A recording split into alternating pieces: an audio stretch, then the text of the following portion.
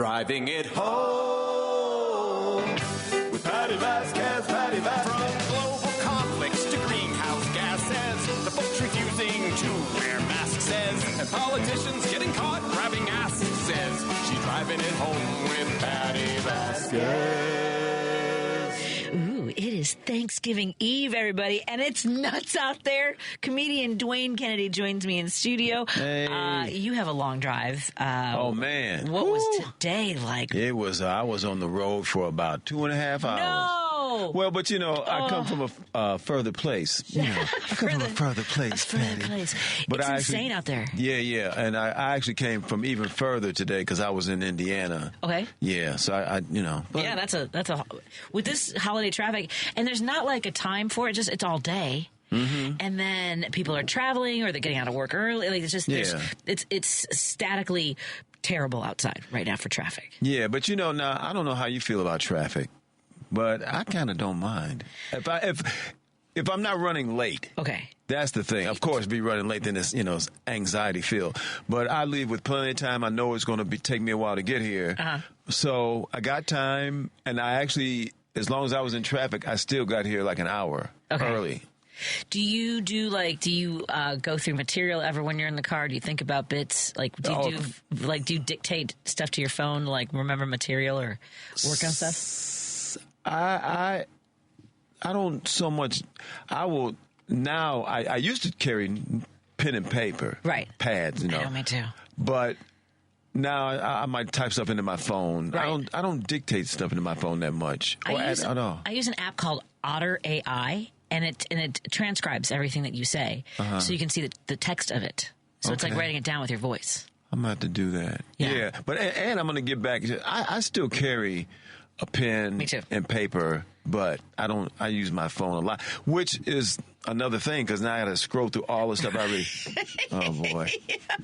I know, I'm the same way. But are you like me where you guys have bins and bins of notebooks? Like, and I refuse to get rid of them because you don't know, something's in there. Oh man. Something's in there. Oh, always. You go through the stuff and it's like, this is funny. This is something. This is an idea. I don't even remember writing this. I know. I have bits from 30 years ago. Yeah, I got bits from that I'm still trying to work on. I'm still trying to sharpen and put into some kind of shape. Yeah, I agree. And you and I both, we talked about this yesterday.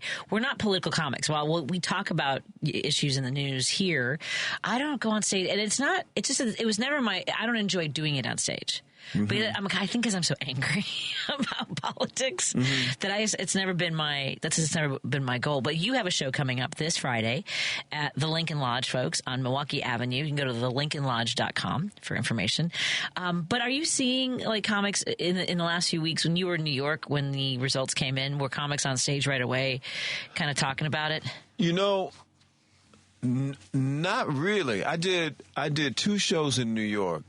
And not people mentioned it a little bit in passing, but not really. Yeah. But here's the thing: not yet. Not yet. Because the nonsense hasn't really started yet. I feel like it did. I feel like it hasn't. Well, I feel like it hasn't stopped since 2015. True. Yeah. Well, I should say this: not that the nonsense hasn't started, but certainly once he gets into actual office, right, and then the awfulness just truly starts to cascade. Yeah, no kid. That's a good way to put it, cascade. Yeah. Adam Selzer, who does these the tours I was talking about yesterday, does a lot of historical tours, a lot of cemetery tours. Apparently, like over 100 years ago, one of the ways that they would describe being nauseous and throwing up was to say cascading from the mouth. Is that a great word for vomiting? Okay. Cascade. I don't know. I shouldn't have associated. Now you're going to think about that every time you say cascade. Like, why did I ruin it for Dwayne? He cascaded all over the place. Who cascaded in here? Right? Isn't that kind of a better word? Who cascaded in here? That's like, to me, like spree. Like a murder spree. Ooh. That's like shopping. You know what I mean? When somebody went on a murder spree, it makes it sound so benign. Right? Spree. Yeah, exactly. I'm going on a little murder spree. Yeah, it does make it sound benign. That's a really good. And I think that's one of the ways reason I got into comedy. When I realized I wanted to be a comic, there were 2 people who inspired me and influenced me. My influence would be not influence necessarily, but I love George Carlin. And Richard Pryor. Actually, both of them just sort of this easy style that they had about them. I mean, obviously George Carlin's was, I think, socially critical, and so was Richard Pryor's, but also biographical. That's why I think I was drawn to him so much. My inspiration to go, I could do that, was Margaret Cho.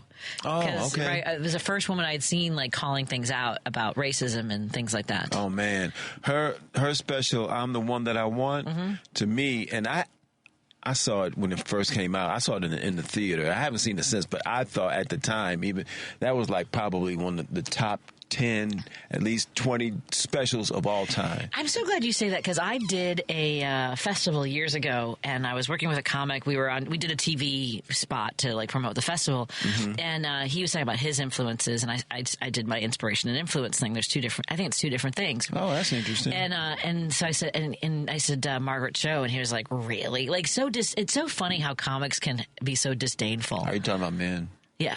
Yeah. Well, he was like on TV. That sounds like he basically made fun of me for liking Margaret Cho on television. I was like, yeah, she's one of the first women that stood on stage and called things out. And she talked about how racism, like the slight insults that people just think that they're kind of being flip or funny about are like paper cuts, right? So it's not, you're not being shot, but it's a paper cut, and all of a sudden you have 1,000 paper cuts and you're bleeding to death. Right. I mean, there's some things I've said on stage that, I would never say again. Right. You know what I mean? And there's one thing I've said that is documented. Like I did it on TV, and it's like, oh boy. You know what I mean? Right. I'll find out about that off the air, I guess.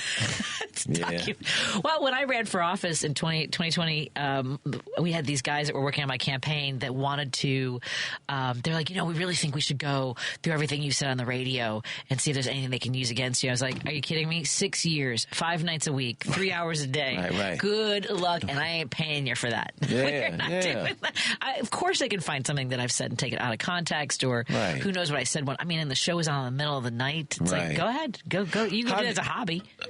Oh, Patty, what do you think about, how do you deal with that? In some sense, being a comedian, being a person on stage talking about, your experiences, your thoughts, is not the diametric opposite, but to me, in some ways, is in opposition to being a politician. Right. You should be guarded. Yeah. So how do you reconcile that? How do you, Well, I think that's why they didn't want me. Because I'll just say whatever I think. The politicians. Yeah. I think it's dangerous for them. For me, my thing was Trump won. Like, how am I supposed to be embarrassed or worried about anything I've ever said? Absolutely. Well, right? Absolutely. Right. Absolutely. In the same sense, anybody running for any office, to me, is like, of course I'm qualified. Trump was president. Yeah, it should be for everybody. For everybody. Well, and that's what I think what was so maddening for me was that because I was running in a Democratic primary against, so it was all Democrats, like the length to which they were willing to go to destroy a good Democrat was shocking to me, right? And I know I shouldn't be shocked, but I can still hold people accountable, and I will continue to do so, and they know it. Yeah. I walk into rooms, and when there's like a Democrat, like a fundraiser for Democrats, and the people that like did the horrible things, they know that I continue to hold them accountable, and there's this look on their face like, oh God, she's back. I'm like, yeah, I ain't going anywhere.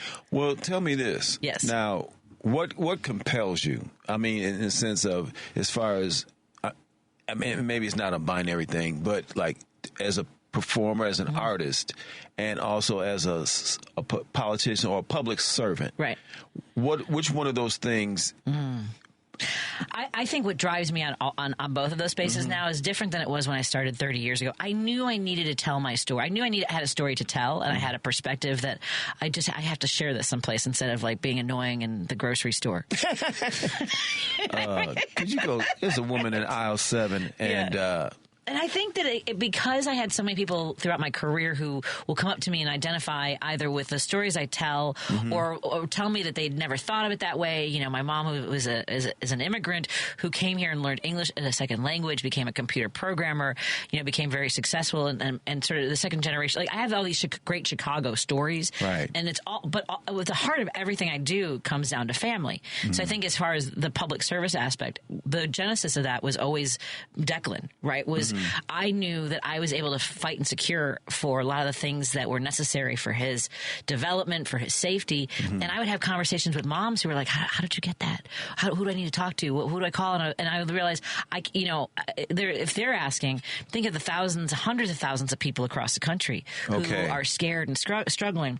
So even telling those stories about Declan on stage, but also doing the work that I do, during the day, and here, people will tell me like, nobody shares these stories and these challenges of raising a child with a disability or loving and caring for someone with a disability. I'm going to tell you something. You told me something earlier this year that I was like, oh man, I mean, what you deal with every day.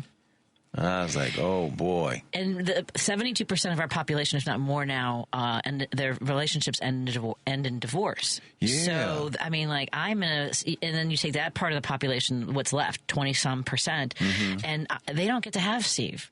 They don't have a support system necessarily to the extent that I do. My mom, who makes sure that we are safe and have a place to live. My husband, who cares for Declan, and so that drives me to make sure I provide as solid of a future for him. But also because this state is just one of the worst in the country when it comes to services for disabilities, and that makes me just keep going. Like, that keeps me grinding for sure. Wow. Okay. Yeah. So it's not it used to be that I wanted to be famous. I thought my family was funny. And I got that. I got the sitcom was sold in 2015. But the same year, Governor Rauner made these horrible cuts to social services. And I had to make a choice. Keep going to Los Angeles or stay here and do the best that I could for other families. You know what I mean? Yeah. Plus, I don't like Los Angeles. You don't like it? I don't like Los Angeles. What don't you like? I don't like how spread out it is. I don't like the people. I don't like the lack of change of weather. I don't like the energy. Do you like Los Angeles? I like it. Okay. No, a lot of people Get do. out. I'm dead to you. I have a lot of friends who just love Los Angeles. They love it. Here's the thing about me, Patty. I'm just malleable and adaptable. I like Los Angeles. I like New York. I like Chicago. Wherever I'm at, I find what the thing. Like people say, it's so isolated and spread out now. I like that. Stay away from me. Yeah, I'm good with that. Well, if you don't mind traffic, then I can see not minding Los Angeles, New York, and Chicago. Well, yeah, but also, I mean, not to say I want to be in it every day, like the traffic. LA traffic can be ridiculous. Yeah. Steve asked me, we were watching some movie, he goes, is it really like that? I'm like, yeah. Yeah. I mean, you can go 4 inches in half an hour. Right. And you have to plan in time, like if something is 3 blocks away, certain times a day, it might take you 9 hours to get there. Yeah. And if it rains. Oh, man, because they don't slow down. It's over. Yeah. Meetings get canceled all day long in Los Angeles. Yeah. Let me take a quick break. Let me get to Jim real quick before we go to the break because we have Mike Crowley coming in to talk about movies. Jim, what's on your mind, my friend? First of all, I'm going to say L.A. Somerset Maugham wrote some screenplays there, and he said, I have the imminent feeling that after a month in L.A. I'm going to be murdered. And I felt the same way. And I felt the same way when I worked out there. I couldn't wait to get out of there.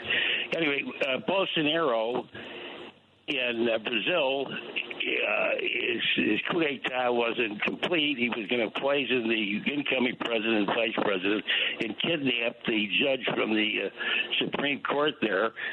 So they asked the Brazilian commentator, what are the similarities with Trump? He goes, well, Trump completed his coup d'etat, and our Supreme Court, that's his boy.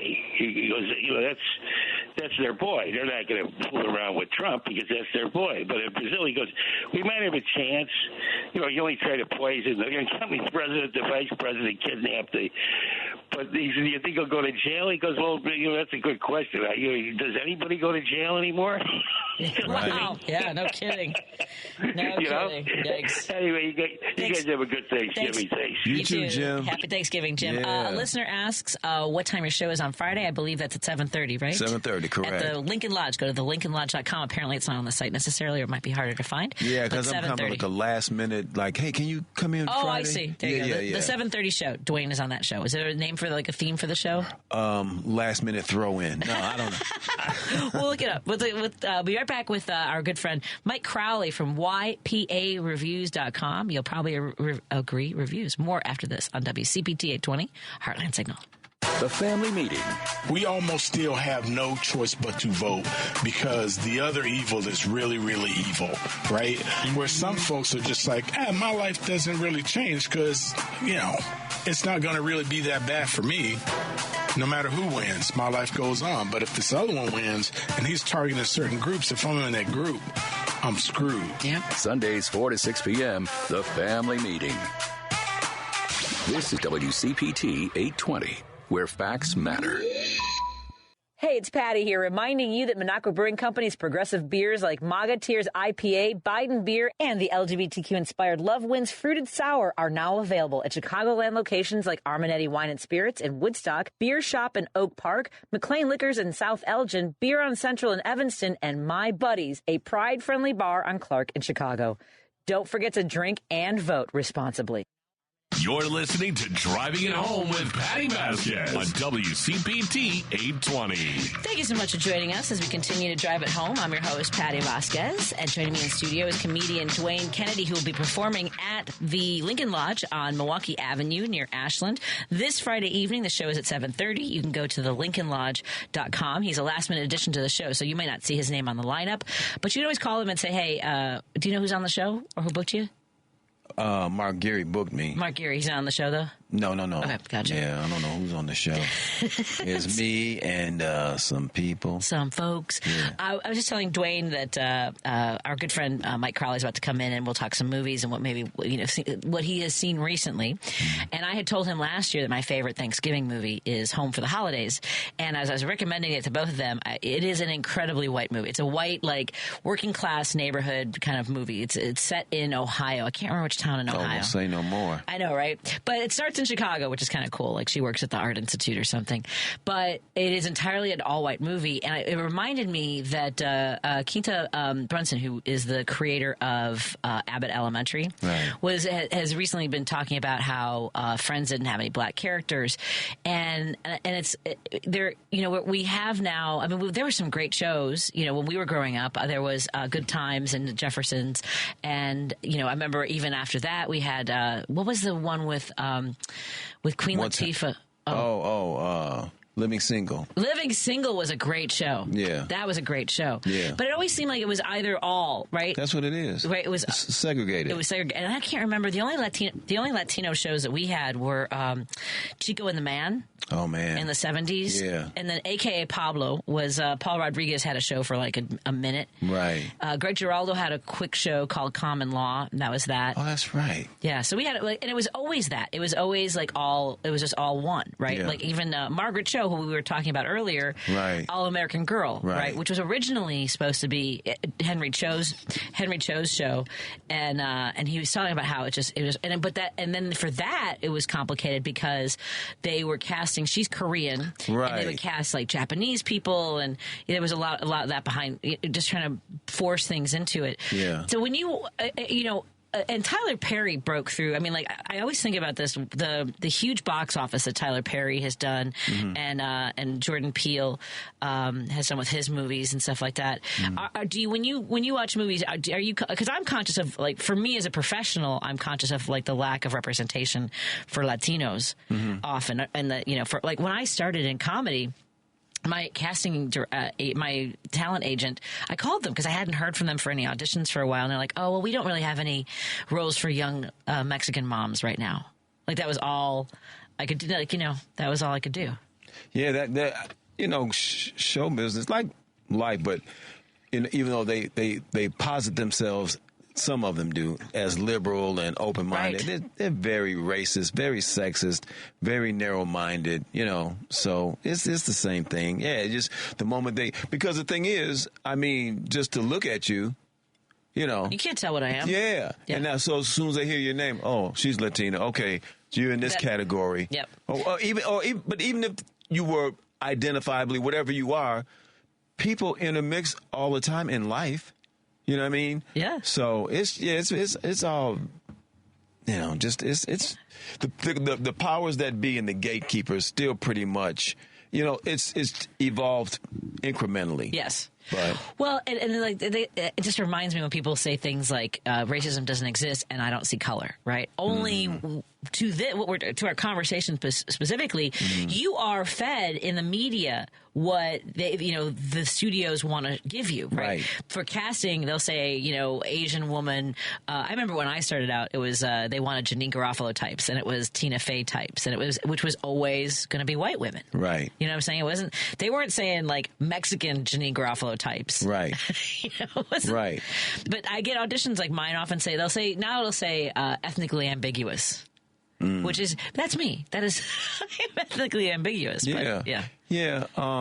But to your point, I know a long time ago, that most things in the media, and certainly now with social media and stuff is changed, but like just traditional media, most of it was cast by white folks and was predominantly white people.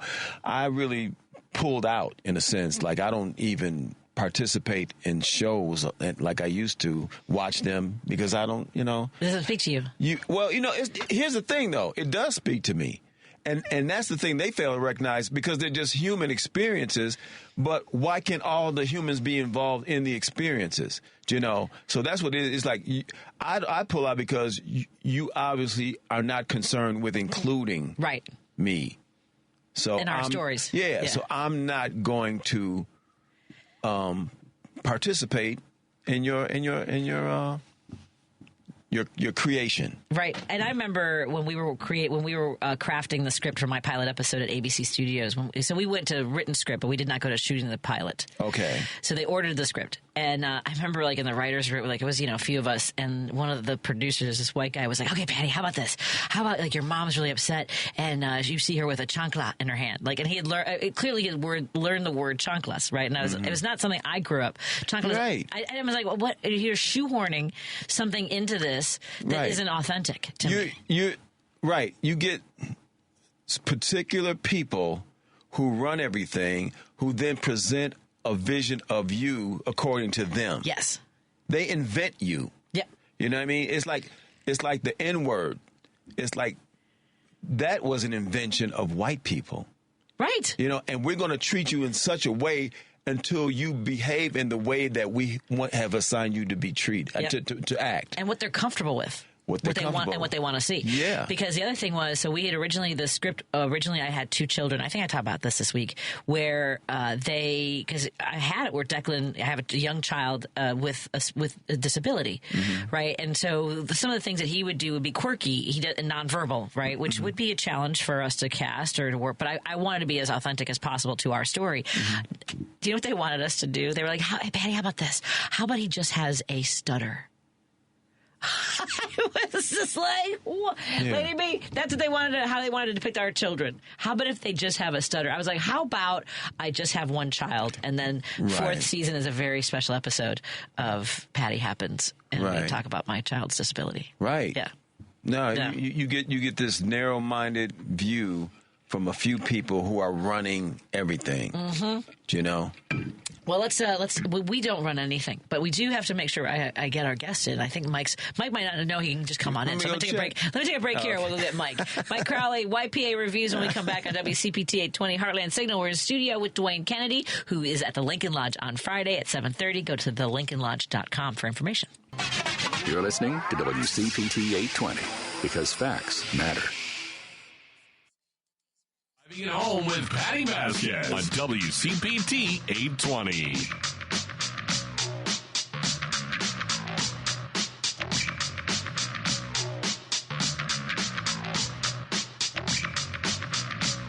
Thank you so much for joining us as we continue driving it home. I want to thank the 773 who says I would have watched the hell out of Patty Happens. If you ever want to look it up, there is I had my own little deadline. The original title of the show was Better Half, because it would be me and Steve living with my parents. So you have two couples kind of living. It was almost a little bit like Everybody Loves Raymond, but all in a Chicago 2-flat kind of a situation. So it's just it was very fun. I am very proud, very very proud of it. Speaking of entertainment, we have in studio with us Mike Crowley from YPAReviews.com. You'll probably agree, reviews.com. Hey. How's it going, Mike? Pretty good. Just getting ready for Thanksgiving, and it's always funny to me. Like when Thanksgiving comes around, I'm like, I can watch a Thanksgiving film, and then there's like only one, and I'm like, okay, let's jump to the Christmas films. Except which is the one you're talking about? The Thanksgiving film. Well, I just saw Wicked. We were talking about but what Thanksgiving movie is there? The Thanksgiving movie I see is Planes, Trains, and Automobiles. Okay, I actually just saw it for the first time like 2 years ago. And have you seen the interview with Steve Martin where he talks about apparently there's like another monologue that John Candy had done like that was in the script and they cut it and he says it's exquisite. Oh wow, really? Yeah, I think in the interview he's like showing he kept a copy of the script and he's like he did this beautiful monologue. Oh man, yeah, that's too bad I didn't get that because John Candy. How old was he when he died? He was only 44, I believe. Really? He was okay. Young. Yeah. Okay, so I'm coming up to that age, but yeah, it is funny though. I actually was born on Thanksgiving Day, and this Thanksgiving is like the day that lands on my birthday. This Thanksgiving. Happy birthday, Mike! That's why we have cupcakes in the oven. Yeah, trying to get myself fatter before already how fat I got on Thanksgiving, but yeah. Well, I'm saving. I can't wait to have that gravy and mashed potatoes, man. I'm just excited for that. He was 43 years old. Wow, yeah. He was 43, so you've already passed him up. Yeah. Well, I haven't gotten older than him yet, but yeah. So is that tomorrow? Tomorrow will be 39. But you're not even close. You'll be fine. I mean, John Candy and Chris Farley, who I believe was even younger. Yeah. There was I think part of it for them and my good friend John Panette, bigger guys. Substance abuse. Yeah. Eating, whatever it is. Everything. Drugs, I remember one time I saw him. He had a bottle of tequila in one hand and a joint in the other. Panette? And someone was rolling a 20 to snort. Yeah, there was a lot going on. John had a lot of demons. But Chris Farley, I mean, I think a lot of these, like for him, I think that he was afraid that if he felt like he needed to be on something because everyone always laughed when he was altered. And he shoved his head in my boobs. He said, "Nice to meet you, girls," and so that was my exchange with Chris Farley. Yeah. Oh. He was short. Wow. Yeah, it was unfortunate. It was a Second City anniversary party, and I didn't really care if I met him, but I didn't want to meet him that way. He met me. He met me more than I met him, I guess. I'd say. Yeah, he put him right in there. Yeah. It was like, show business, ladies and gentlemen. Show business. He was probably on that good stuff then, that's probably why. I mean, with Chris Farley, have you ever seen, it's funny, like you see him, it's like, how can you be that heavy and have that much energy? Well, they said he was an incredible physical comedian because he studied at the same place. Before he went to Second City, he was at Players Workshop at the Second City, and they plucked him out of that. It was kind of almost like a parallel program, but Second City was higher profile. And they recruited him out of Players Workshop. And they said he apparently took a flying leap off the stage one time, and they said he was incredibly physical. Yeah, that's amazing. Into things. Yeah. So, okay, I will be honest with you. I saw Wicked, the musical production, when the first go around. So I was pregnant with Griffin. So 2003. Is that about when I think this is when Wicked started becoming such a huge pop culture event? I know the book was written like way before the play, and then they did the play. But like it's funny because the movie's like 2 hours 45 minutes. Oh my god! And it's only part one. That's the movie thing. Is how long? It's like 2 hours 45 minutes, something like that. Jeez. It's like almost 3 hours, and it's just part one. And part one. Yeah, just part one. So it's kind of like I was the one person in the theater when I was watching it who wasn't really into it. And I like musicals here and there, but I admit I'm not a big musical guy. Maybe that's... me either. Yeah. So it was like sitting through kind of like this okay musical. Like the musical I liked better was Joker of Folly Ado. Because you didn't like that movie. Yeah, I'm one of the few defenders of that movie. Yeah. Because I think I liked it because it was a musical where the music took place in a psychopath's head. And I haven't seen something like that. Yeah. While Wicked is just like, oh, okay, here's like another magical musical about flying animals and, like all these kiddie elements. But, I mean, it's like if you've seen the play and you're going to see the movie, you'll probably love it. Like, the movie has high acclaim. and from audiences and critics alike. I'm just one of those guys where I was sitting through it going, do I really need a 3-hour movie to see how the witch became bad? And even at the end of the movie, she doesn't really become bad, you know. She just kind of like, but we know she's going to make that transition. I would have liked to have seen a movie more about her transition to evil, rather than just like, oh no, she cares about animals, and then that's why she has this whole thing fall out within the community of Oz. Oh. Right. Yeah. And who does Jeff Goldblum play? The wizard. He plays the wizard. Yeah. Because I always thought, and I think that's why I struggled with the musical, because I had seen, my jam was Wizard of Oz, and I never really read the books that closely, which were, by the way, written right here in Chicago. Yeah. I just found that out some days ago. Yeah. Then that's why Oz Park is where it is. Right. And then I believe it's in either Humboldt Park or Ukrainian Village, where he actually wrote it. The building he wrote the book in, Frank Oz, is not there anymore. It's like it's been, new construction. Obviously, not that much is left from that time period. But it was also, but it was written about like the dangers of populism and things like that. The Tin Man is an industry, and the Scarecrow is far. It was also kind of like laced with and politics. Who's the one with no brain? MAGA. Yeah, really, Republicans. Yeah, I was about to say anyone who has a red hat. But at any rate. So I mean, there are those of us. It's not that it's their toy, right? Yeah. They can do whatever they want with it. They can you can tell your story and be creative and that kind of thing. I just don't. I guess I'm a bit of a purist. I guess Yeah. I'm not angry at it. Just it doesn't speak to me. Well, it's kind of like if you've seen like the original Star Wars films when they came out. Yes. And then like the prequels come out, and then the sequels. It's like I didn't need all this. I just liked what was there originally. Correct. I grew up on it. Correct. I agree. And that's kind of how I feel like with Wizard of Oz. Well, here's the thing. Like, I've never been like a huge fan of Wizard of Oz. I totally respect it and think it's like amazing what they did. Yeah. Because that was like one of the first films ever to be in color. And, you can, especially just that shot, like, after the whole tornado happens and Dorothy opens up the door to her house, and then, like, the whole picture is, like, green and yellow and all these colors that pop out. It's amazing. You're never really going to be able to recapture that again. No, the magic of that is incredible. By the way, Frank Baum, I know before anyone texted me, I said Frank Oz, who's a puppeteer. Yeah, I was about to say, that's Yoda. Yeah. I appreciate that. Thank you. You can see my confusion. But Frank Baum he had written Wizard of Oz here in Chicago, and he wrote whimsical stories before they became material for his books. So it's again. Out of Chi-Town. But I guess it makes sense if they make it about if they make it about if Wicked is about how she's actually an animal activist, also kind of extends the sort of through line of the politics of Wizard of Oz. Kind of. Really? Yeah. That's I'm kind not of. Yeah, I didn't know either. I was like, what? Yeah. Which is fine. But it's funny because like the Wizard of Oz, that always comes on TV on Thanksgiving, and it makes me think about Thanksgiving whenever I see it. I'm like, oh yeah, like whenever on TV it'll pop up on that channel. I'm just like, yeah, okay, it's Wizard of Oz. Now we're gonna have Thanksgiving dinner with it. One movie I did see actually, I think it was actually 2 years ago. I didn't notice that. It's a movie called Thanksgiving. And it's directed by Eli Roth. And it's basically about, like, this guy who goes out and kills a bunch of people on Thanksgiving.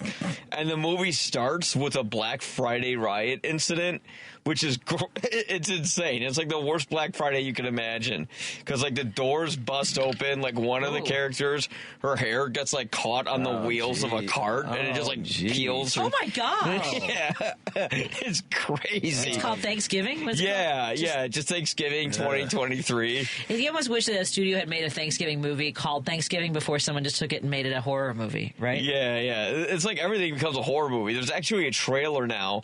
There is a horror Popeye movie coming out. No. Yeah. No. Yeah. And he looks terrible. Like when olive oil. Yeah. Yeah. Don't bring your eat your spinach, but don't wind up like Popeye. Because like in that trailer, like his face doesn't even look real. It looks like this weird like It looks like a toy. Like they bought like a Popeye doll, and that was like his face, but it was like moving in it, and it's nuts. But yeah, they do like horror versions. A lot of things. I think there's like a horror movie version of Winnie the Pooh, which my God. Yeah, yeah. I'm like really There's curious. a Grinch horror movie too that I just saw because we do. I'll be honest with you, full disclosure, because we did not get enough out of October and slasher movies and horror movies. We've been watching Christmas horror movies, which there's quite a few of. Yeah, Black Christmas is pretty good. Yeah, Black Christmas is one of them. Yeah, horror movies. I do like horror. Santa's Sleigh is a real good one. Yes. Do you have some good horror movies? You like? No. No, you don't like horror movies. I don't watch them.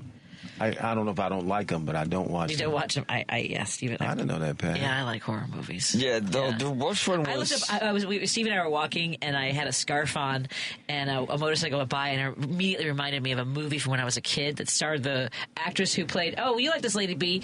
The actress who played Mary on Little House on the Prairie was in a horror movie called Happy Birthday to Me. Happy Birthday to Me. Yeah, it's and that's like a horror movie? 1980. Oh, it's a slasher movie. Oh, yeah. I'm about to say, like, she kills people or he kills people. And you have to see they it. wish themselves you a already happy are a birthday. year behind on your assignment from last year to watch a Thanksgiving movie. Yeah, I forgot. I ended up seeing, like, how many movies? Oh, yeah, if I check my website here, what have I seen that I can talk about? Well, yeah, Baby Girl was pretty good. Ooh, The Brutalist, Y2K. Oh, that was really good. Okay, so first let's go to Wicked because it seems like it's really popular. Popular, isn't that one of the songs? I think so. Yeah. Honestly, none of the songs I can remember. They didn't stand much. They didn't stand out much to me. And it's like everybody's like. I remember I was sitting in the elevator after the movie, and I was just going, and I was asking one what floor they want to go on. They're like, to see the movie again, and I'm like. Oh boy! Yeah. What's the movie Blood and Honey? I've never heard of that. Blood and Honey? Yeah, I want to see the Thanksgiving horror movie. Is that wrong? Yeah, Thanksgiving is a pretty funny one though. Like it's kind of boring, like towards the end, but just see like the Black Friday riot video, like part in the beginning is amazing. Is a Winnie the Pooh horror movie, by the way. Yeah, there is a Winnie the Pooh horror movie. Oh my God, this is a very scary looking trailer. That's. Does he use? I wonder, like, how he would, like, what creative kills they would use for, like, Winnie the Pooh. Would he, like, mix, like, his honey with acid and, like, throw it at people or something like that? Or I don't know, but it's so funny because this kind of reminds me of what's that movie that was out like last year that the animatronic. Five Nights at Freddy's. Yeah, that was pretty wild too. I was like one of the few people who liked it, but I don't remember. I liked it. I thought it was. Yeah. I mean, it was kind of funny. I'm gonna turn the screen for Dwayne to see. Oh no! I turned the screen off. Sorry, I was going to show you the very creepy Winnie the Pooh. Here, let me see how it turns. Oh yeah. It turns off. All right. On. At any rate, so you give you say if folks have seen the musical Wicked or have read the book, maybe they'll like it. I think so because like this is a movie made. Really for fans, and it's like they didn't like do anything. I haven't seen the musical, but I'm going to assume that movie was pretty much like a good chunk of it.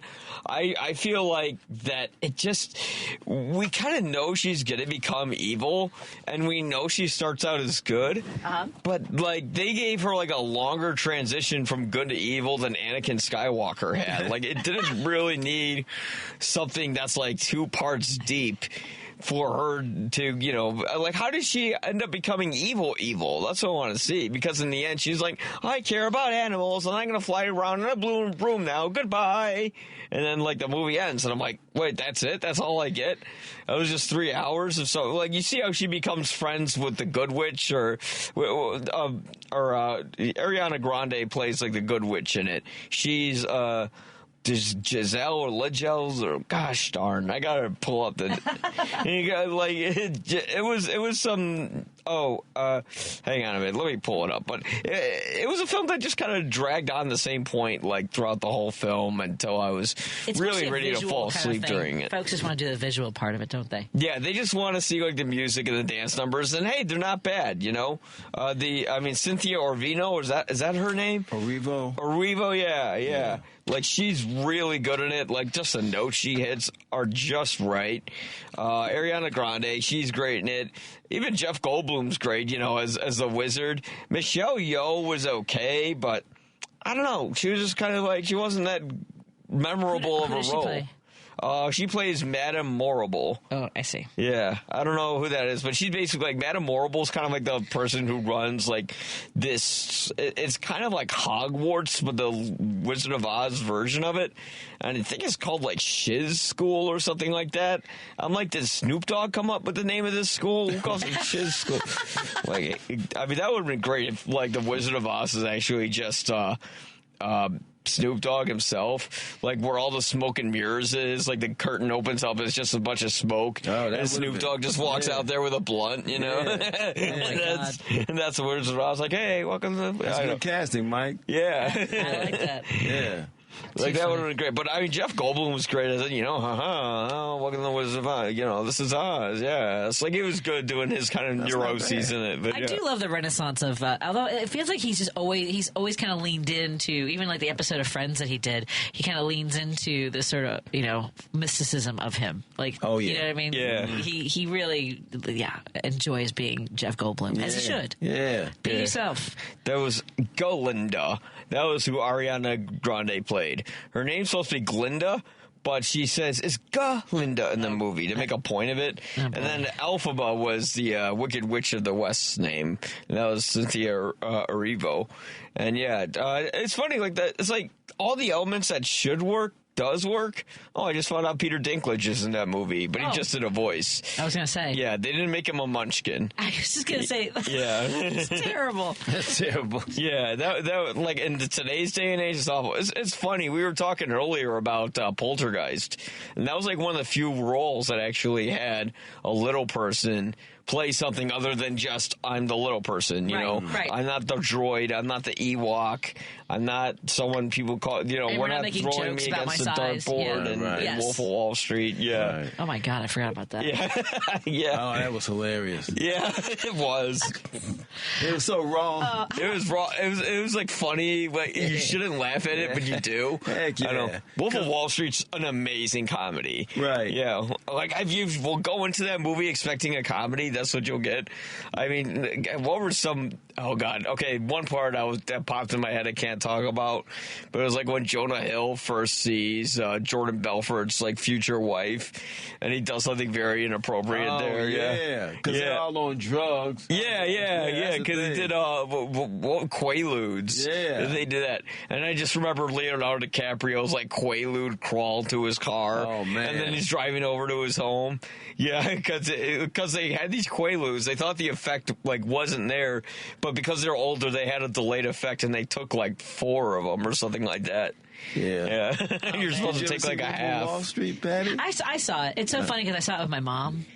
Oh man, yeah, that's an odd one to watch. You know, as entertainment and television, but movies too, has advanced or evolved. Yeah. The thing is, it has, to me, depending on the family, separated families, because there's TV shows I don't want to watch with my mother. Yeah. You know what I mean? Yeah. Or, you know. Right. So exactly. Now everybody goes to their own room to watch a show, or like, how did you feel being at the movies with your mom watching that? It was. I mean, look. To be fair, she's taken me to see inappropriate movies my entire life. You know what I mean? But it was also like you were more embarrassed than she was. I think so. Oh yeah, I think so. But I also think that I mean, there are things that there. You know, when you're watching a movie, and there's just something that takes you out of the movie. What I'll never forget is who's the chubby guy in that movie.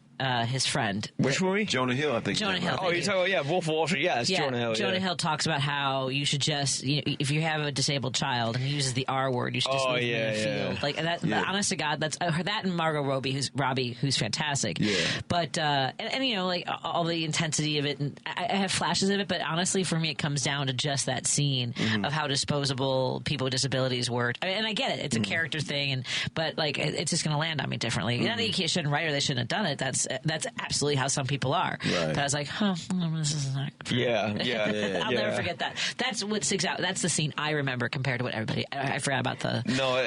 No, you do mention that. And the weird thing is, like, that kind of would be their characters. Like, they're kind of like these idiots who would say very insensitive things. Which means like, that I don't enjoy watching it. I guess what I should say. I've told you I didn't like watching Seinfeld. because I didn't like the characters. Like, they were all selfish and like, I don't enjoy that. You know what I'm saying? Like, I wouldn't come back to watch them every week. Now, see, it's funny. You enjoy slasher movies. Yeah.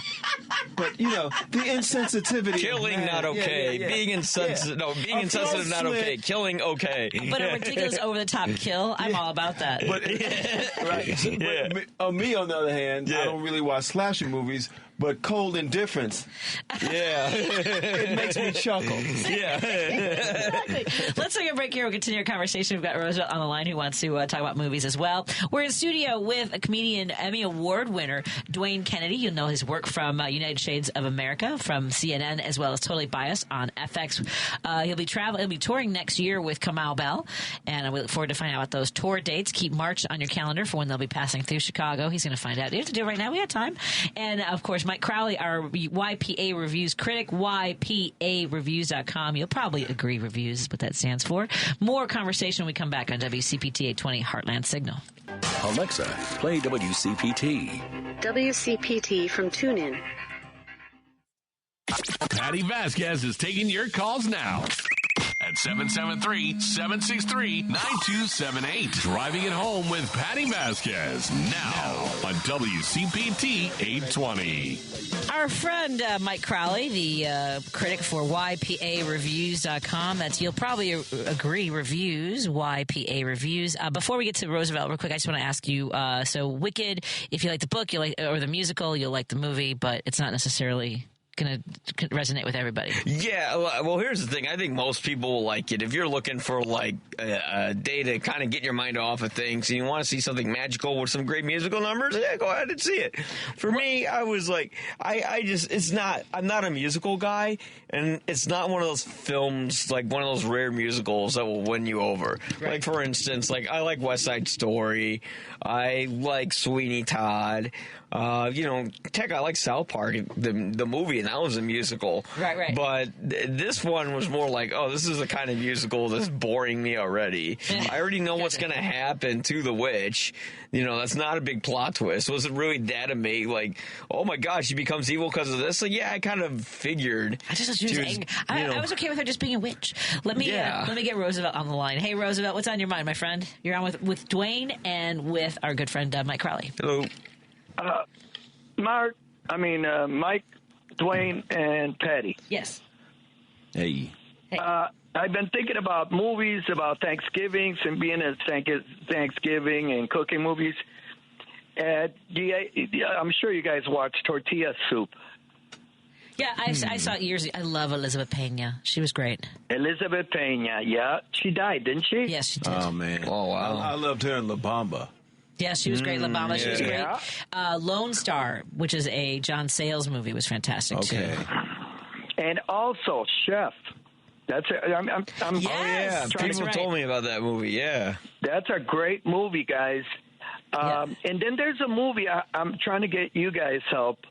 There's a movie with these great actors, and they're sitting at a long table, and this guy keeps on cooking for all these people. Big Night. People keep on. What is it? Big Night with That's it. Tony Shalhoub. See, this is my thing. I don't do music. I don't do music. Movies. This I do. Okay. It's a Big Night. Isabel Rossellini, I believe, is also in that movie. Isabel Rossellini, yeah. Yeah. And one more, guys. Hold on a second. The actor. He's very suave. He's also in his Renaissance. He's got like a tour in food and show. Right. He had a show on CNN. Yes. He eats Italy. Yes. Who does Eats Italy? Anybody? Oh man, if someone's gonna message me, I'm gonna be so mad at myself. He's one of the stars of that too. Right. Eats Italy. Go ahead. I'll find it and I'll scream it while you're talking. Go ahead, Roosevelt. Like a game show pretty winner. big cast actually. Yeah. Oh yeah, it's a great show, a great movie. Yeah. Stanley Tucci. Stanley Tucci. So casual about it. Did you mean Stanley Tucci? Yes, I did mean Stanley Tucci. I was just reading off the names. It's a fantastic movie. So at any rate, that's a good idea for Thanksgiving because you're just eating the whole time, so you can watch people eating as well. Yeah. They used to have restaurant events where they would do the menu from Big Night back in the 90s when the movie came out. I think I remember that. Yeah. Sorry, Roosevelt. Hey, guys? Yes. And one more thing. One more. What's the name of that actress? I can never remember her name. She was married to Tom Cruise. Nicole Kidman. No, the other one. Kate. The one she had a kid with. Kate Holmes. Penelope Cruz, No. Katie Holmes. Katie Holmes, there you go. Katie Holmes. She made a Thanksgiving movie. It's kind of weird. She moves out of I don't remember the movie. I don't remember the name, but I remember seeing it a long time ago. Pieces of April. That's it. We're harmonizing. That was good. That was really good. Yeah. That's mad Google skills. And planes, trains, and automobiles. Okay, everyone. When I come back on Monday, I want to know that folks have watched the movie Home for the Holidays with Holly Hunter, Robert Downey Jr., Charles Durning, Anne Bancroft, Steve Guttenberg. I can't remember the name of the actress that was also on a sitcom, but she was great as well. Oh, and Dermot Mulroney. Dylan McDermott. Patty, sorry to interrupt, Patty. Is that the one that was filmed here in Chicago? Part of it was, yes. Claire Danes plays her daughter, too. It's a whole look at that cast. Yep. Just saying. That's a great movie. That's a great movie. Thank you. I appreciate that. Have a happy Thanksgiving, my friend. Take care. Same to everybody, and eat a lot. I'm not one of those people that said don't eat too much. Nah. Let it go. Oh, boy. Hurt yourself. I need to after that election. Yeah, right. Thanks, Roosevelt. I'll just be crying and eat my turkey. Talk to you next week, Roosevelt. Thank you. Before we go, let us know some of the other movies that you have in mind for folks. Okay. So here's the thing. When it comes to Thanksgiving, I kind of cheat and I just jump straight into the Christmas films. So, like Thanksgiving, I'll watch Planes, Trains, and Automobiles, but I always think a good midpoint is The Nightmare Before Christmas because it's a mixture of Halloween and of Christmas, and what lands right in between that is Thanksgiving. There's even a door for like a Thanksgiving town, so I've always watched and enjoyed watching that movie when I've whenever Thanksgiving would come around. The Wizard of Oz is also another suggestion I would have, because I'm sure they'll replay it on TV and stuff like that. And when you're ready to get into the Christmas season, you can start with a good one or a bad one. A bad one would be Jingle All the Way to start with. The Arnold Schwarzenegger Sinbad movie, which represents all the worst elements of America. It's consumerism, it's selfishness, it's greed, but hey, that's okay. Like at one point, like a little boy is being chased during a parade, and he's like on rooftops, and he's like holding on to like a fake tree, and if he loses his grip, he'll die, and the whole crowd's like, oh wow, this is part of the show. And you're like, this is just disturbing. Like, why would they put this in the movie? But yeah, they had that. And then let's see, what else would I start with? Oh yeah, National Lampoon's Christmas Vacation. Again, I watched that with my mom. We watched that. I had never seen it. Saw it with my mom last year, and that was aggressive. Just want to let folks know that's aggressive to watch with your mom. It is. One more, we got to run. All right, then one more movie. What could I suggest? Oh, let me see what I actually saw recently that I could put on here, because there's a lot of recent stuff I've seen. Oh, I don't know when this is coming out, but actually, you should see Y2K when it comes out. That's a new one. Okay. And that movie's about how the technology kind of comes to life when Y2K strikes, and they start killing their users. And it's like this. It's another horror film. God. But it's like a horror parody, and I was laughing the whole time. It's hard to make me laugh, but no, I'll check it out. There's some great gnarly kills in it. And by the way, Dan Schaefer of the Politini says that that Thanksgiving movie is a good horror Thanksgiving movie. It is. It's so much fun. Yeah. Thank you, Mike Crowley. Yeah, of course. Go to YPAReviews.com. That's YPA Reviews. Stands for You'll Probably Agree Reviews. And we'll talk to Mike again soon, because I know folks want to talk movies. We got to move along, because I got guests in the green room as well. Thank you. Thank you, Mike. No problem. Let's take a break here. We'll come back in a moment with Tom Appell and hold on one second. I'm going to do a short thing, and let me just take this call, because Marty wants to talk movies. One more call. Marty, what's on your mind, my friend? Oh, hey, thanks. Oh, no, I was going to say, as soon as you mentioned Katie Holmes at Pieces of April, that was a really good Thanksgiving kind of movie where I think that was the one you guys were thinking about, maybe? Yeah, thank you. I'm going to look that one up. I need another one in my rotation. Yeah, that one. What is Pieces of April exactly about? Well, it was like a mom. She was sick, and then she was kind of dysfunctional and tries to have a turkey dinner for everybody, and ends up I don't know. It was kind of like a kitschy kind of like rom-com sort of thing. I don't know. I would have to revisit it, but well, you have to go watch Home for the Holidays, so I want to hear your review next week. Home for the Holidays. There you go. Thanks, Marty. I'll watch that one too. Appreciate it. Thanks, You'll enjoy it, I think. Take care. Thank you. Happy Thanksgiving, Mike. We'll see you in a few weeks, or when soon. Yeah, happy Thanksgiving, y'all. Take care. We'll take a break here and come back with Tom Appell and Warren Preiss on WCPT 820 Heartland Signal. Chicago's Progressive Talk, WCPT 820, where facts matter. Driving it home with Patti Vasquez, Patti Vasquez. From global conflicts to greenhouse gases, the folks refusing to wear masks says, and politicians getting caught grabbing asses says, she's driving it home with Patti Vasquez. It's a full house in studio. We have with us, of course, joining me from the last hour, guest co-host Dwayne Kennedy, Emmy Award-winning Dwayne Kennedy. Whose work you might know from United Shades of America with Kamau Bell, and Totally Biased on FX, also with Kamau Bell. He was also in an episode, you may know from one of the legendary episodes of Seinfeld, the Dango Ate Your Baby episode. That's the only way I know how. Is that what people say if you tell them, if you tell them the Dango Ate Your Baby episode, that's how they'll know. Is that the Double Dip episode? No. No. That was no. No, but it's the Dango Ate Your Baby. Yeah, You're at a party. Episode. Yeah, at a party. At a party. That's Dwayne's in that episode. Yeah. So he is performing this Friday at the Lincoln Lodge on Milwaukee Avenue. You can go to thelincolnlodge.com for tickets, and the show is at 7:30. Also joining us in studio is Tom Appell, Car Guy Tom, on social media. Oh, let me make sure your microphone's up. Here you go. Let's try that again. Hey. Hey. Tom Appell joins us in studio. Subscribe to his newsletter so you can stay up to date on all the car news out there, as well as their podcast. Tell folks where they can sign up.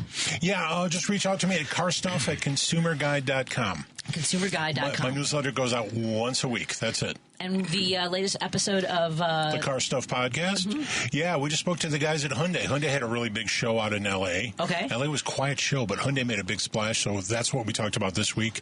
We also talked about the world's worst rental car. So. Let's talk a little bit. That's interesting. I would love to know the world's worst rental car. And that's Warren Preiss, for over 40 years had European U.S. Collision Center over at 4080 North Broadway. I had European U.S. Car Service, sold it to European U.S. Collision Repair. And now you have also are embarking on other adventures. Solar. Source Solar now. Got my first contract. Cool. Congratulations. Yeah, Perillo BMW. Okay. That's great. So if you can get the car dealerships to switch to solar, come on. Yeah. That's solar. fantastic. We're going to save people lots of money. I love that. And I'm going to help with the environment. Of course. That's what my daughter's trying to do. As we all should be trying to do. I'm just saying. I'm into no one's going to care about this, but I'm into furniture flipping now. Really? I'm not going to do it professionally till I'm like in my 70s. Wait a second. We discussed that 2 weeks ago. I'm in love with this. You have to come over. I've got to show you that stuff. Yes. I have a desk that I'm refinishing for Griffin that I bought from Habitat for Humanity. That it needs to be cleaned up, but also it needs some of the wood to be filled back in. But I'm obsessed with people who do this. And you're good at these repairs? I used to do a lot more stuff. It's funny. I look around the house like things that I stopped doing when I was pregnant with Griffin and never came back to. Yeah, I took wood shop and loved doing that kind of work. Cool. Yeah, Lane Tech. Yeah, Lane Tech. I had to do wood shop. I have my original sander that I made when I was 14 years old in 1985. Was it a black? It's a block. Yeah, it's sort of a beveled block. Yeah. Okay. Just a hand block or a file? Excellent. Just a hand. What is this? It's made out of pine. Okay. With a single screw. So you just loosen the screw, you tuck in the edges of the sandpaper, and you just go to work. Yeah. See, I still have that. Yeah, we used those in body shops. I also helped build sets when I was at the University of Illinois, Chicago. I was in the theater department. So yeah, I like. So are you a thespian? Also that, yes. Yep. Also those things, yes. You got your points. But I went to UIC because, as comics, I wanted to know everything there was about being a performer. So I learned wardrobe and lighting, writing and directing. I wanted to do the whole thing. Just want to do all that. Yeah. You didn't know about that part either, did you? Well, you still have a lot of work to do, honey. No, it's well, thank you. Yes, I do. I have a lot of work to do. Well, that's because you work. Well, we all have a lot of work to do. Because the global economy is apparently about to change in the next few months. Geez. I know, sorry. But let's start with the car industry because that's I have my car guys here. And we talked about this before. Dwayne drives a Ford, what is that? The C-Max. C-Max. Great great machine, Yes. and they stopped making them. Yeah. Stop making all the cars except for the Mustang. You can get so much into that vehicle. The only issue I have with that car is you can't pull the wipers up without the hood. You know what I mean? The wipers. They get well. And it has, for a car that small, has the widest turning radius I've ever. It's too wide. It's not like a Volvo that can turn inside a Volkswagen. Yeah, That's funny. But that's it. Well, did you ever try to take the arms off, move them up one notch, and put them back on to see if it'll clear? I'll send Warren out with you out the door when we leave tonight. You understand what I'm saying? The arm is on a sprocket, right? Or it's a gear, right? Yeah, it's a I'm gear, with you. and it pops on. So what you do is you take it, lift it off, move it a little bit, put it back on, and see if it will clear to raise up. When you said that, all I can imagine is lifting it off, can't get it back on. It rains, I die in a collision. No, don't do it. Yeah, keep suffering. You lost me at all you have to do. I lost you at. Once somebody said all you have to do, I check out. Okay. So I have a question because Ford had been for such a long time like one of the preeminent car companies that people love Ford, and then it became, what does Ford stand for? Found on road dead. Sorry, Ford. Fix and repair daily. Fix and repair daily, right? And I just saw this whole thing. Like, there's so many videos out there by social media content creators that will tell you, like, these are the 5 cars I would never buy, kind of a thing. Yeah. Do you watch any of those? Oh, there's so many of those. And they always go to like a mechanic who just hates these vehicles for some reason, and they get really, really specific. Like, it's not a model; it's like a trim level or a trim level. Stop. They're still the 3rd largest manufacturer of automobiles in the world, and the only ones that didn't have to get bailed out during the recession. Thank you very much. Yeah. Yes, they held their own. They're a strong company. Yeah. Well, speaking of not strong companies, then have you seen the news that Nissan is laying off 9,000 employees, and they're saying they've got maybe a year to a year and a half left to stay in business? What? Yeah, Nissan. I'm blown away.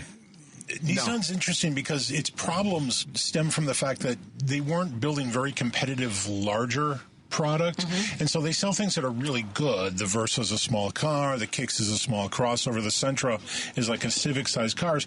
There's no money in selling those cars anymore, and those are the ones that they're selling very well. The Rogue, which is their compact crossover, like a CR-V or a RAV4, should be more popular, but they made a couple of baffling mistakes. After the COVID shutdown, because of the chip shortage, they had a shortage of vehicles. They wildly and massively overproduced. God. They're still selling 2023 models new. Oh, really? Wow. Which is a hard thing to do, and you can't, like, for example, it's hard to lease those because they're a model year in, so it affects your resale value to buy a vehicle that old. And they don't have a hybrid vehicle in that lineup. Toyota does, Honda does, Hyundai and Kia do. So they're really kind of behind the 8 ball, and they're trying to sell these 2024s, but they still have 2023s. Wow. And it's a really good car. Buy a Nissan Rogue. They're cheap right now. There's huge rebates on them. They're very good cars, but Nissan's in a bad way. Not to mention Carlos Goshen blowing town with all their money. Well, but if you buy, so this is the thing about, like, I liked Saturn. I thought Saturn's a good car. Yeah, I never owned one. But when a car like General that Motors gets discontinued, then what is it like to repair? Let's say Nissan goes under and they no longer have. Well, you've got plastic panels on that car. Okay, so it's cold out. It's winter. Someone actually slips and falls, and their elbow hits the door. The plastic shatters. Oh my God! On a Nissan? No. Oh, Saturn. Saturn. Oh. Yeah, Because it's discontinued. So where are you going to get parts today? There are none. Oh my God. Zero. Yeah. Well, to answer your question about Nissan, one, I doubt Nissan's going away. Okay. For a bunch of reasons. Nissan's in an international partnership with, like, Renault. Okay. So I'm sorry, is Renault still around? Yeah. I did not know They have that. no presence in the U.S. I was going to say. But they have a big presence in Europe, and they sell a brand called Dacia. Which is an old Russian brand that they purchased. Very affordable, cheap cars that they sell in countries like Russia and Eastern Europe and stuff like that. So they have a presence we don't even know about. But there is money between the Renault, Nissan, Mitsubishi alliance, and I don't think Nissan's going away. But to answer your question, a company is required to produce and make available parts for 10 years after they go. Now this is wow. You did hear the word he said. What? 10 required. Required. Does that mean they're doing it? Well, that's a problem. Like there was an electric EV startup, a Fisker. I remember the Fisker. Fisker, well, there's two generations of Fisker. One around 2011, the one that just failed. And Fisker is not going to be able to support itself 10 years out. They're done. So it's an incredible gamble to buy one. And you can now buy a $44,000 or a $55,000 Fisker for like $20,000 new. Don't do it. Just never do it. Don't buy it because you're done. Why do you think that they failed? Fisker failed because they just ran out of cash. What we learned about watching Tesla, apolitically, just to forget about what Tesla and Elon Musk are right now. Right. When we were watching Tesla grow, they kept failing at every step, but just narrowly missing. They'd come up with a new round of funding, and they would fix things. But what we learned from watching Tesla between 2011 and like 2020 was that it's really, really hard to start a car company. Yeah. Well, I think one of the reasons Fisker failed, too, because his name Fisker. Instead of you mean Fixer? Yeah. Nobody's buying it. I'm rolling in the Fisk. Yeah, exactly. There it is. Yeah. Exactly. All the things that you're thinking, everything you're thinking at home, also the things. Just like I knew Eberflus was going to fail as a coach. Nobody named Eberflus is going to succeed. Are we gonna talk Bears? Because if we're gonna talk Bears, Eberflus has to go along with the ownership. Wow. End of story. I don't want to talk about it anymore. All right, fair enough. Tom mentioned Hyundai, and you've been working on cars, as I mentioned, for over 40 years. When Hyundai came along, did you think it was going to have this kind of longevity and take off with car owners? I've had family members that have had Hyundais from the beginning, and they were decent, and they've grown. They've made some tremendously poor mistakes in safety design, where their cars became theft items. Huge. It's still semi going on, but they've corrected that. But it's cost them a reputation.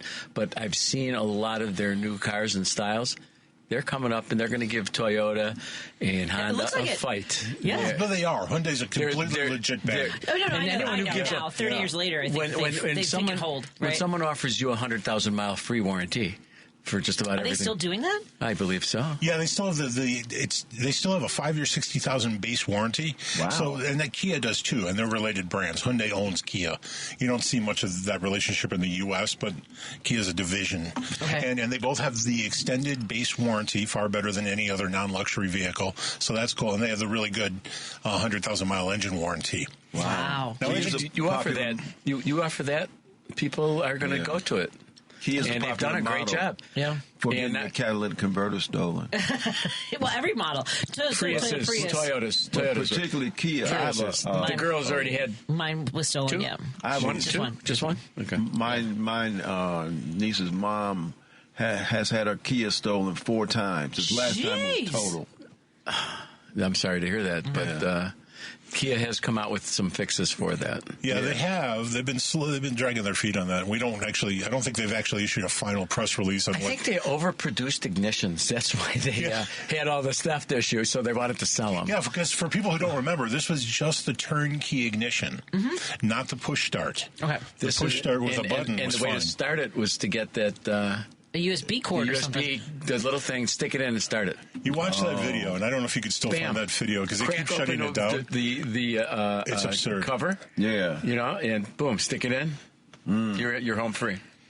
Thanks. You know what's funny about social media, though? Sadly, you learn things that are those who have ill intents will find those. But then you also see stuff like, I didn't know my car could do that.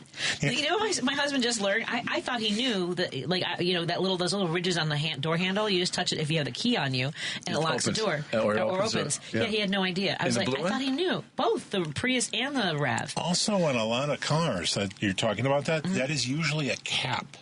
Okay. And in your car, in your key fob, is a key.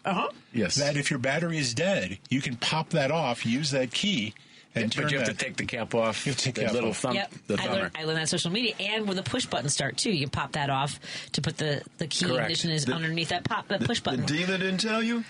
No, I discovered it. I have a 2011 Mercedes E500, and I lost the push button, and I was wondering, what am I going to do? I'm looking at it, and here I am, only been in the business forever. And I'm thinking, and I look, and I saw a rectangle inside there, and I looked at my key, I said, I stuck it in, car started. See, he didn't even know either. Right. Yeah, I bought the car from someone else. From from a customer of mine that passed away. Oh wow! Yeah, his wife asked me to buy it, so I bought it. So he didn't know either. The cat you bought it from. That's funny. No, he never saw it. He never saw it. Yeah, and he would have. He was a great guy. Yeah. Oh man. We mentioned Tesla too. I did you ever have to work on any of the tanks? Not the regular Teslas, but what are these things called? The Tesla trucks. Oh, the Cybertruck. They're called Cybertrucks. That was horrible. Never. It's so bad. It looks like a kitchen appliance. It looks like they said, you know what, this design, we're going to put this out anyway. Yeah. Here's the funny thing about the Cybertruck. And people are going to buy it anyway. We rolled into the introduction of the Cybertruck believing, because Elon Musk shared this, that there was 2 million reservations for the car. 2 million people who had put a down payment for the car. Well, here's the thing about that 2 million people. You can now order your Cybertruck, and it'll arrive in 9 days. There is no 2 million people between you and that vehicle. And how much do these cost? Oh, they've lowered the prices again. I was going to say, if they cost anything, they cost too much. So I think the entry point right now is 80 grand, but there's probably 60 grand still coming. What the freaking frack? But this has happened. The used car values are now much cheaper than new. Sure. So there's no demand for these. No one's flipping them anymore. And part of the problem is once you see these on the road, you're like, I've seen one. Yeah. I don't need to see more of these. And I certainly don't need to buy one. Yeah. It's not that Tesla is not a good car. It's for certain people. Sure. I have a friend who had a 21, and he bought it in 21, and he just got rid of it, and his wife hated it, and in those 3 years, they put on a grand total of 3,000 miles. Oh, my God. Wow. But that's the sedan. And they had to pay money to get rid of it. Oh, my God. The Model 3 and the Model Y, which are the affordable small versions, those are fine vehicles. And I know someone who owns a Model Y he just got, and he's very happy with it. Yeah. Yeah. If you're thinking electric, that's not a bad way to go. Fair enough. What are some of and for mechanics from the body side of this? What are the better cars for those who are looking for EVs in the next year? I mean, because we know that they're going to probably change the incentives with the new administration. Although I made a mistake the other night when we were down at the tavern about that. It wasn't that the Democrats did anything. It was what's coming forward. Right. Yeah, so I want to apologize to the planet. Elon probably still wants you to get the... I don't know.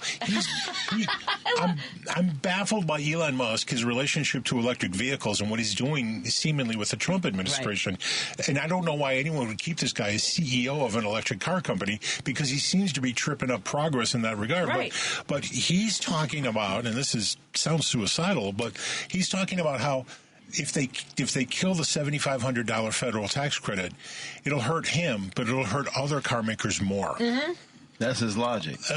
That's his... Well, he's never going to be poor, so what does he care if he breaks things along the way? Well, he said there'll be some tough times for people before the economy.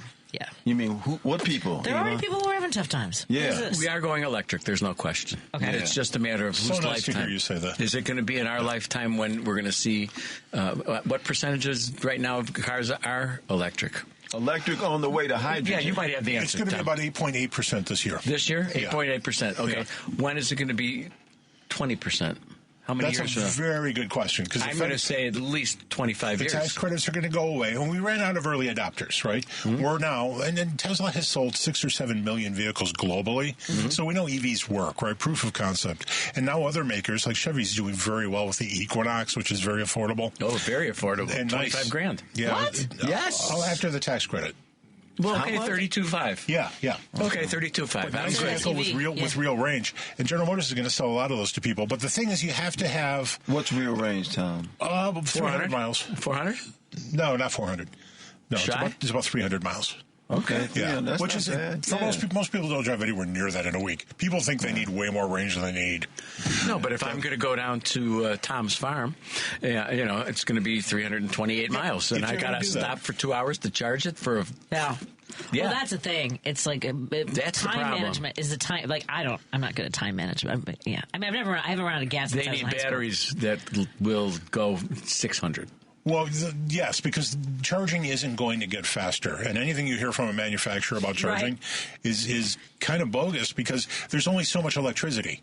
you're never going to make charging at home faster because that's all the energy you can get to your house. Right. And level 3 charging, which is what you pay for with EVgo or Electrify America, that's not going to get much faster either because it's not reasonable to get that kind of energy to a charging station. Right. So right now, like the best you can do, like a 10% charge or 20% charge to an 80% charge is like 20 minutes. That's as fast as it's going to get. Okay. It's not going to get faster. Well, batteries, the technology will get better and better. The batteries will get stronger. There's Smaller no and question. lighter and cheaper, hopefully. And then at some point, it will be using hydrogen energy. Yes. Yeah. Oh, that sounds intense. Kablooey! I was going to say that part. Let's take a break here. We're in studio with Warren Preiss, who's now with Solar Solutions.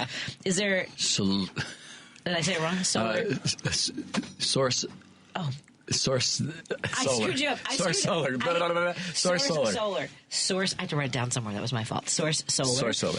Source solar is our website for folks who maybe work for a company. When we come back, I'll pull it up. So right now, is it more for offices and businesses? It's residential and commercial. Excellent. Yeah. So we'll get more information about Source. Because if we're going to put more battery chargers into people's homes, they're going to need solar. Exactly. Yeah. Tom Appell, Car Guy Tom on social media and Car Stuff podcasts. Yep.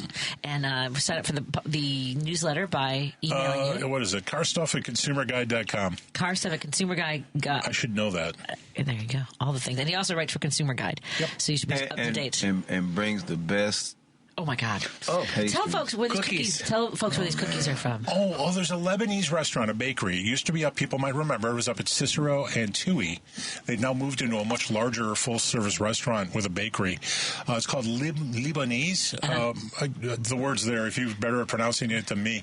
Libanese. I don't know. Really great bakery. And it smells good and it's fun. And this sounds is like now, a chicken dish. Yeah, it's at McCormick and Devon. Excellent. That's Libanais is the name of the restaurant. And Dwayne Kennedy, Emmy Award-winning Dwayne Kennedy, whose work you know from United Shades of America with Kamau Bell. He'll be touring with Kamau in 2025. We'll get some tour dates. But just keep March blocked out every single night until we know which day it is. Oh, yeah. But this Friday, he'll be at the Lincoln Lodge on Milwaukee Avenue. Go to thelincolnlodge.com to see that 7:30 show. More after this on WCPT 820 Heartland Signal. And I should have said hello to our friends listening on KTNF AM 950 Minneapolis, St. Paul. So glad you're joining us in the evenings. Hey, Google, play WCPT. Streaming Chicago's progressive talk from TuneIn. You're listening to Driving It Home with Patti Vasquez on WCPT 820.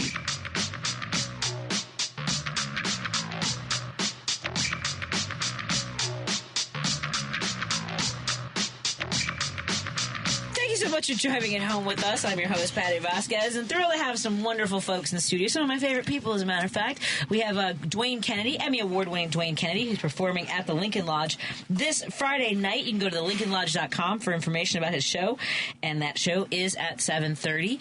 And coming up in 2025, he'll be touring with Kamau Bell and coming through our neck of the woods. I get to see Kamau for the first time, I hope. He comes in studio. Yeah. He and I started out together 31 years ago, I believe. 30 years ago, 1994. We both, I saw him do his very first set at the No Exit Cafe in Rogers Park. Wow. So I remember the No Exit. Yeah. It's not there anymore? Are you saying it's not there? I don't know, but I remember it because I'm older. Me too. That's the voice of Warren Preiss, formerly of European U.S. Collision Service, now with Source Solar. Ding, ding, ding, ding, ding, ding, ding, ding, ding. I didn't write it down that time. Yeah. And we'll have more conversations to come about residential and commercial solar solutions. Correct. We look forward to that because that is the wave of the future. And talking about all things car with Car Guy Tom Appell, who you know from Consumer Guide, and Car Guy Tom on social media, and the Car Stuff podcast, which you can catch wherever you listen to your podcasts. Anywhere. And sign up for his newsletter by emailing him at carstuff@consumerguide.com. That's the one I can't remember. Yeah, or tell me I'm wrong. Just send me a message. Tell you you're wrong about what? Anything? Anything. Just anything? All right. Yeah. All right. We have some folks that were texting in. Someone texted in. They're called Cyber Stuck instead of Cyber Trucks.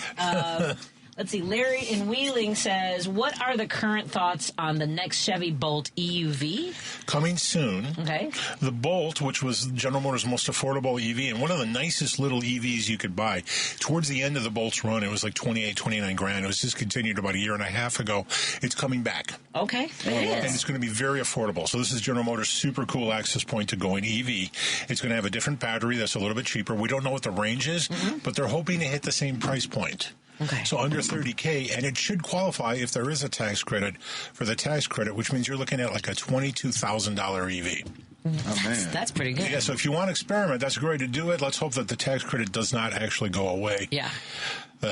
Exactly those things. That Chevy Volt was pretty sharp, too. Yeah. The Volt. With a V? Yeah. Misunderstood car.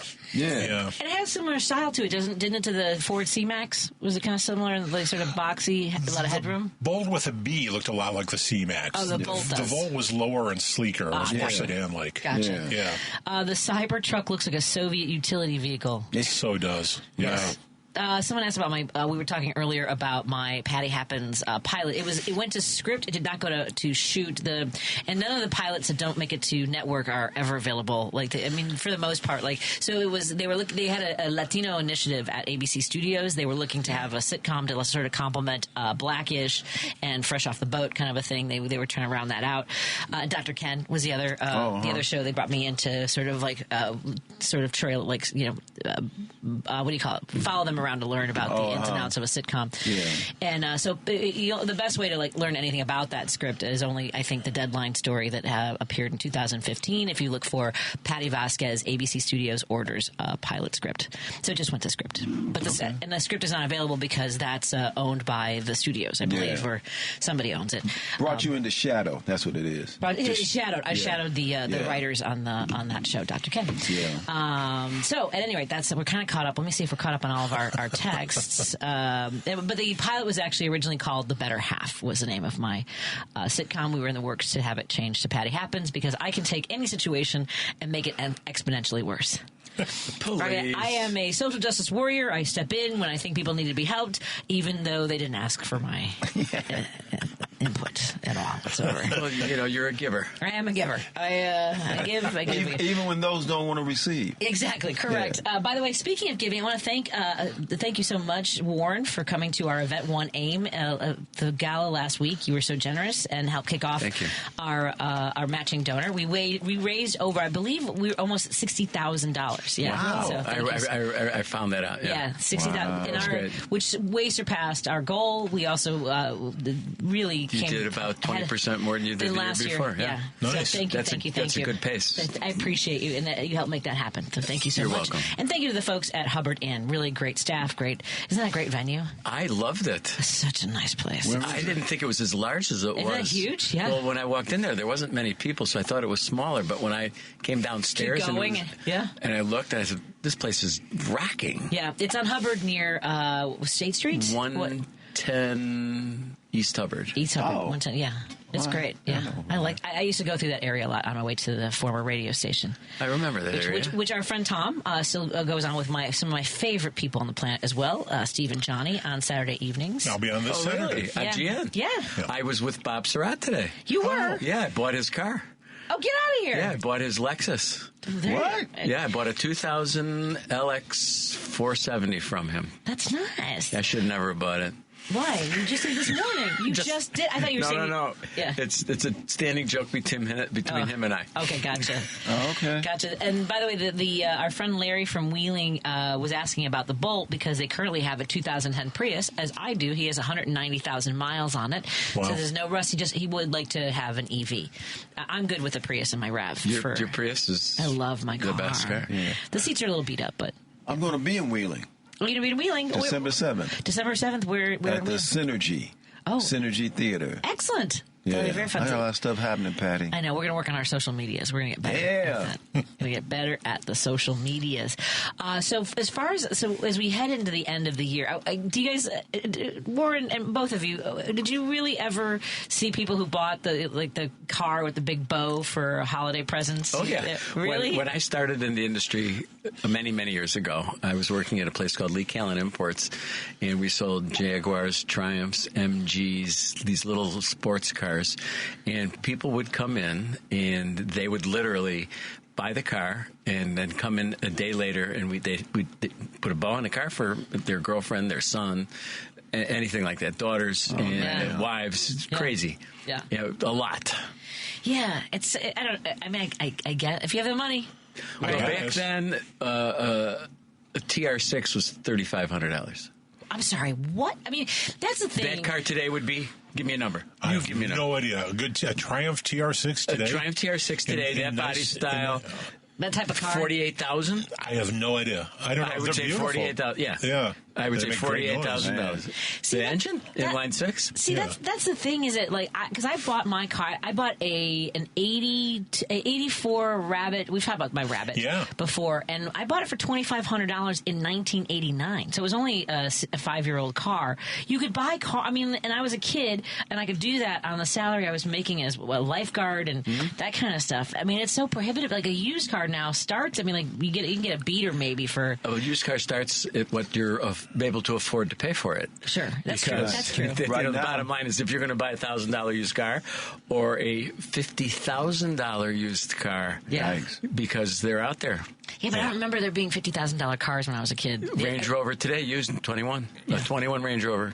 $50,000. Cars just got much, much more expensive. Yes. And part of what happened, too, if you ever do like a calculation, if you look at an ad for a car from 1970, right, and it's $2,500. If you do the math, that car is much cheaper than the average new car now. But we have made cars expensive because consumers want stuff, and the government puts stuff on our cars. None of that's bad necessarily, but things like analog brakes and anti-skid systems and stability control, cameras, and rollover protection. Yeah. If we remember Tiger Woods' accident, should have killed him, but that car had a bunch of stuff in it structurally that is there and is expensive. But saved a person's life. Right. So we have made cars very expensive. Career. And then Americans... No, it didn't. Yeah. That was the wife. It almost did when she came out and smashed up his That's car. What happened. Yeah. But Americans need automatic transmissions and air conditioning. And, Yeah. But well, our salaries, our incomes. This is what we talk a lot about on the show. Is like if you look back at what we were making in the 70s and 80s compared to like what a car cost. Even with all that, our income should have been rising to compete with the fact that, to be able to afford these. Everything's on a scale. Yeah. You know, if you were making $28,000 in '84, that would be probably $128,000 today. Yeah, there's a number, and I don't have the numbers in front of me, but it's a really interesting metric, and it's the number of weeks a person has to work in a year to pay for a car. Right. So it's the cost of a new car versus salary. How many weeks? And I think it's how many years? I think we may have broke a year. I was okay. Sorry, I didn't mean to interrupt. Yeah, no, you're right. You're absolutely right. I think we broke. I remember hovering around 48 weeks for a very long time. Man, all I can afford now is the ribbon to wrap around it. And that's how much for a ribbon? I bet that's $500. You keep the C-Max. Oh yeah. How many miles you got on the C-Max? Great. 104,000. Okay. Oh, you're good. You're in good shape. I mean, like, what? Yeah. So, what is like for those of us who drive our cars into the ground or buy used cars? Well, I mean, like, what can we expect to get out of like a 2010 Prius? Like your car, the one that you paid $6,000. You paid $6,000 for that car, and I'll bet you $1 right now you can get $4 for it. Yeah, but I'm not selling it. And how many years? Right. It's been 8 years or 9 years? Since 2015. That's when I sent you that text. That's correct. Because I keep receipts, folks. In case you ever cross me, I keep receipts. Oh, my friend Tom just sent me his 1974 Ford F-250 Super Cab. Big truck, $5,000. That he bought in 74. Wow. Yeah. Well, that's just starting to become cool and collectible, too. That's going to go up. Yeah, that car, if he still had it? Yeah. Yeah. That's going to go up. And that's the other market of the collectible. Like, I love seeing a cool old car. And for me, like, this is what I want to talk about. Our cars, the cars that I grew up on from the 80s, 90s, the aughts, are like, you see one of those, and you're like, that thing's still around. Not like, you know what I'm saying? You know what I mean? Like, no one wants to see a Plymouth Horizon. We're not excited to see Horizon. No. You're talking about I used to work for Consumer Guide Automotive. A parent company was Publications International Limited, and apart from reviewing new cars, we wrote books about classic cars. Yes. And one of the interesting things that we hit was a barrier at the 80s. So we wrote books about the 50s, the 40s, the 60s, and the 70s. But the 80s was really, we dragged our feet on that for like 30 because there was years. nothing really fancy in the 80s. No, and Or we're desirable. We're at a point now where there's some appreciation for cars of the 80s. Okay, which But it's a very strange, slightly ironic appreciation because we were at the end of what we called the malaise era, which meant that cars were really underpowered, largely because of emission controls that manufacturers had not caught up with, the emissions regulations. So cars were slow. They were famously not built well in the 80s. The Detroit 3 built crappy cars for the most part during that era. But there is some weird, ironic appreciation now for those vehicles. Which one? Yeah, really. Well, there's like the 2002 TII BMW. Well, I want one right now. 2002 is great. Yeah, that's not American. No, it's the 80. Yeah, the 1980 2002. But like the Firebird and Camaro, okay, yeah, they are coming into their own. Sure. There's something called the Buick GNX, which is a version of the Regal with a that was a supercharged engine. Oh, the Grand National? Grand National. Yeah. Yeah, That's stuff a bad like that. ride. But it's pretty specific. Also, really big Cadillacs are now becoming collectible. Yeah, I just don't seem like my dad's Crown Vic coming back around from the 90s. Those have been chewed My up next and door spit out. neighbor, Scott, bought a Crown Vic. But like, I can see the boxier ones, not the more The curved one. He's got. Really? So, yes. He likes to drive around impersonating a detective. No, it's gold. It's not black. But that's who buys those. Is people who want to look like cops. My dad had a black one. Yeah. So I used to drive. When I had road gigs, it was so much fun because cars would all move over to the right. There's this used car place on Irving Park on the north side of the street between, I think, Kedzie and Kimball that sells those kind of cars. Yeah, because they're still really good livery vehicles. They're actually worth a lot a money because you could still use them as rental hours, as like limos and things like that. Yeah, well, they got to be more like in the 2015s and up. I think my dad's was a 90. So that's what he used it for, Patrician livery. That was the name of the company, but and real nice, like plush, like gray seats, like the fabric material. It was really comfortable and really nice. He wanted a Lincoln Town Car. Now, Lincoln Town Cars I could see still being desirable and vintage and things like that. Yeah, but, which is mechanically identical to the cars we're talking about. Yeah, a Crown Vic and a Lincoln Town Car. Same car. Are very close. Close cousins. Yeah. Same engine. The electronics are all the same. I learned how to drive on a Ford LTD, which is essentially also like a Crown. Yeah, that's why Ford is successful, is because they can use the same components across the board. Yeah. It was a kind of car that had, like, remember the headlights that would have like I remember that. and then it would get stuck and it would look like it was winking. Yeah. It was like winking. Yeah. I had a flirty car. And what about the one that would go like this? Yeah. It'd move up, and one would move, the other would move. They would never settle.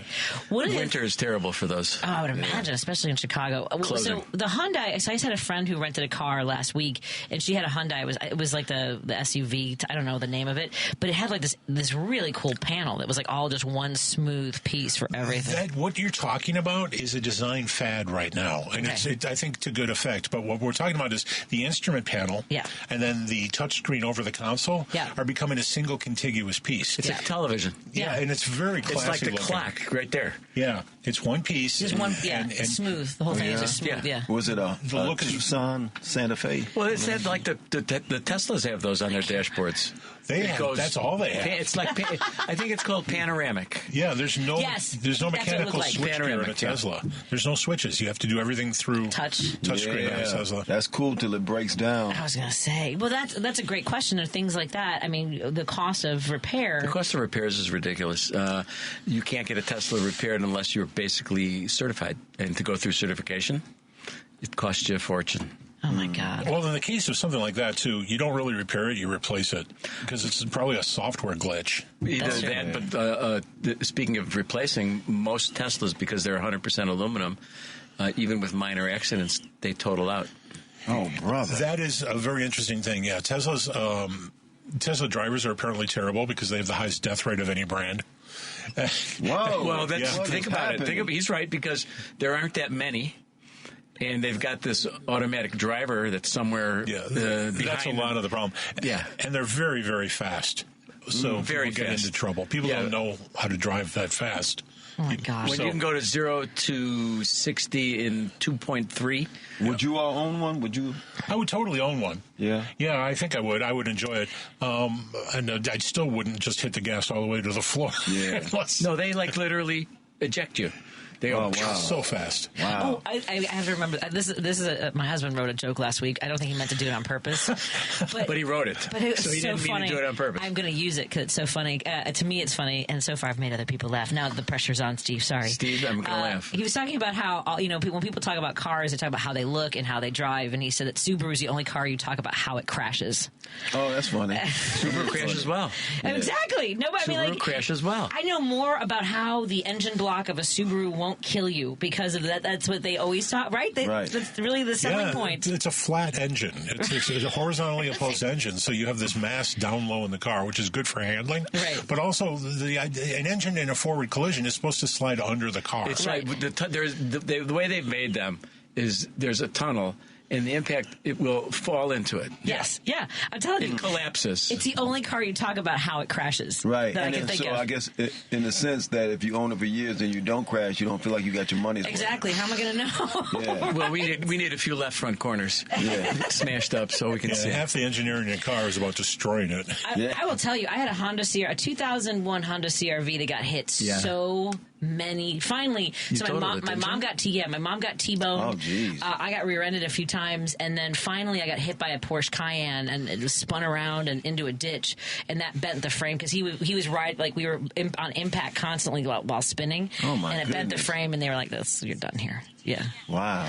That was. I loved that car, but that car could take a hit. And the other thing was it could, but because the other thing was getting rear-ended was that big spare tire. You have the spare tire in the back. That makes a difference. It absorbs. Yeah. Because here you've got the big tire. I've never considered and this. then you've got space between the rear gate and the gate collapses. Yes. Yep. So there's a lot of cush. Mm-hmm. So if that's the case, why doesn't somebody build a car with just tires around the whole thing? Like a big bumper car. You know what I mean? You see it on tugboats. Yeah. Yeah. Right? Yeah. Exactly. Well, I was sad when they because I had the soft cover. This was before Honda and the RAV started putting the hard cover. Because then you end up spending money on that thing too. Do you know what a hard cover costs on a Benz 500? One of those big things. The Gelandewagen. Yeah. The Gelandewagen. They're $1,200. Nope. $1,200 for this piece of plastic. Yeah. That's it. I'm sorry. Unpainted. Gelandewagen? It is the big, boxy, military-looking Mercedes, and they've been importing them to the U.S. since like the 80s. Oh, I know the one you're talking about. That looks kind of slick. Yeah, and it was really a military vehicle that they repurposed, sort of like what happened with the CJ7 and the Wrangler. Mm-hmm. That same sort of history. It was a military vehicle. They brought it to the U.S., and it was called the Gelandewagen, and it later became the G-Wagon. Yeah. Well, you almost have to. Gangsters and bad guys always drive them in movies. They're profoundly expensive. Oh, yeah, like and what? They're totally silly. I think you can't do one for less than $160. Woo! And you can make them much more expensive. Yes. And here's the thing: they're not really good vehicles. They're kind of like driving a Wrangler. They're driving exactly. I drove one, and it was a truck. Yeah. So it's not comfortable? No. Bouncy. Is it unsafe? No. No, it's probably pretty safe. Yeah. Structurally, it's safe, and if you get, if it snows, you win. Like, it's that vehicle. I like you own winning. the planet. Speaking of snow, you know what I'm looking for, Patty? What are you looking for? That picture of you in the parking lot for that winter. Wow, 160 stacks. With the snow in the guy's car. Oh, my God. Yeah. So, I'm sorry. Have I never told you this story? So Steve and I were we were running errands, and so we missed our turn, so we pulled into a 7-Eleven parking lot up in Niles off Milwaukee Avenue, and Steve, we were driving the Honda Odyssey, and this guy was behind, and Steve's looking in the rearview mirror. He's like, is this car moving? The car was covered in 7 inches of snow. The windshield, the roof. Yeah, I'll show you guys on the way out. And Steve's like, is this car moving? And it hits us. And I got out of the car, and I have video of myself, too. Videotaping. I'm like, what are you doing? And I'm like, you cannot. He was trying to get back in his car. I'm like, you're going to give me your information. And Warren walked me through that. The whole windshield covered in 7 inches. So you couldn't see out of the car. There was no. And This guy driving. And he was driving. That's some lazy. He thought he was driving crazy. a Subaru. Right. Oh, he thought he was going to hit a Subaru. Yeah, right. It'd be fine.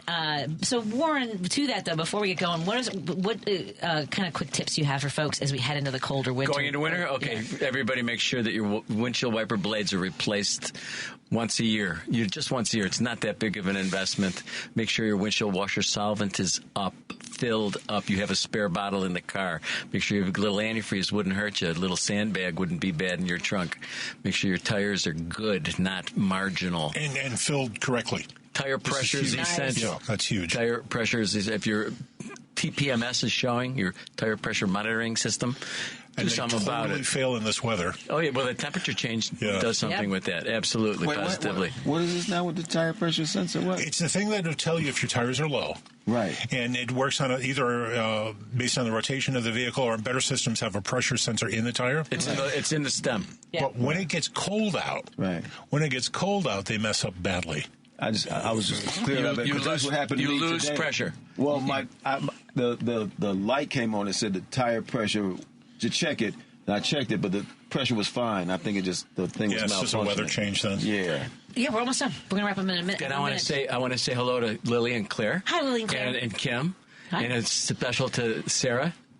Excellent. And Hi, everybody. the girls. And Maya. you're taking off. You're leaving for the Netherlands for the holidays. I'm going to Europe to see my girls for Christmas. The Netherlands. Yeah, man. Woman. People. Before we go, one quick question for you, Tom. What is or both of you, the best car for winter weather, would you say? Your own comfort.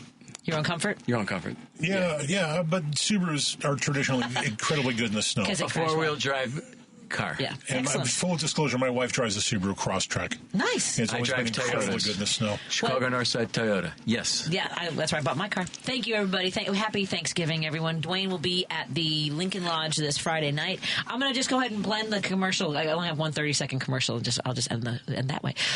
So the Lincoln Lodge on Friday. Go to thelincolnlodge.com for the 7:30 show that Dwayne will be in. Go follow Tom on Car Guy Tom on Blue Sky. I'm on Blue Sky now. Yes, congratulations on that. You guys are having a competition. Better than the Yellow Sky. Follow him so he can get up to 500 followers right away. Yes, help him beat that. He needs followers? He needs followers. You need followers? I got to do. Get me your stuff. I'll get your followers. Warren Preiss will be telling us more about all the work he's doing with Source Solar. Source Solar, the future of electricity. Happy Thanksgiving, everybody. Love you all.